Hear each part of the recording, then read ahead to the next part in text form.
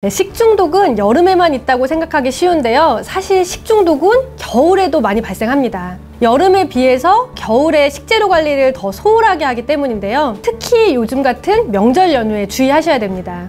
겨울에 주의해야 될 식중독은 두 가지 정도가 있는데요. 노로바이러스랑 클로스트리디움 퍼프린젠스 식중독입니다. 노로바이러스 식중독은 최근 5년간 데이터에 따르면 11월부터 증가해서 1월과 3월에 특히 많이 발생하는 것으로 나타나는데요. 노로바이러스는 영하 20도 이하의 낮은 온도에서도 생존이 가능하고 오염된 음식들, 특히 이제 굴과 같은 어패류, 채소류, 샐러드, 과일, 샌드위치, 상추, 냉장 조리된 햄, 또 오염된 지하수, 또 감염자와의 접촉으로도 감염이 됩니다. 그래서 바이러스에 오염된 식품 섭취 후에 24시간에서 48시간이 지나면 구토를 하거나 설사를 하거나 복통 등과 같은 식중독 증상이 나타나게 됩니다. 음식을 조리할 때 전후에, 그리고 재료 손질의 전후, 그리고 화장실을 사용할 때 반드시 손을 깨끗하게 씻어야 되고요.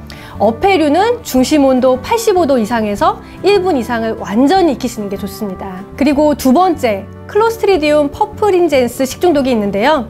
여름보다는 봄, 가을, 겨울에 더 많이 발생하게 되는데요. 돼지고기와 같은 육류 음식, 도시락, 곡류, 채소류가 주 원인이 됩니다. 동물성 단백질 식품을 미리 가열을 한 다음에 실온에서 한 5시간 정도 식히려고 이렇게 방치된 식품들, 그런 데서 많이 발생을 하고요. 이 식중독은 식사 후 6시간에서부터 24시간 정도의 잠복기 후에 묽은 설사, 복통 등 가벼운 장염이 나타나게 되고, 또 그렇지만 심하면 탈수하고 또 혈압저하도 있을 수가 있습니다. 명절에 더 주의해야 되는 이유는요, 우리가 국이나 고깃찜 등 같은 거를 대량으로 끓이고 나서 이제 식히려고 실온에 방치해 뒀다가 그렇게 두면 또 그게 식는 과정에서 이 퍼프린젠스의 아포라고 하는 그 씨앗들이 깨어나서 그 안에서 증식을 다시 하게 되면서 발생할 수 있기 때문에 특히 명절에 대량으로 음식을 하고 식히는 과정에서 문제가 될 수가 있습니다. 따라서 육류 등을 드실 때에는 중심부 온도가 75도 이상으로 1분 이상 완전히 조리를 하고,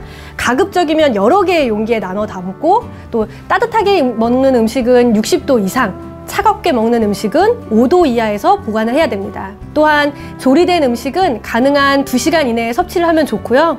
또 보관 음식을 섭취할 때 독소가 파괴되도록 75도 이상으로 다시 가열해서 섭취하는 것이 좋습니다.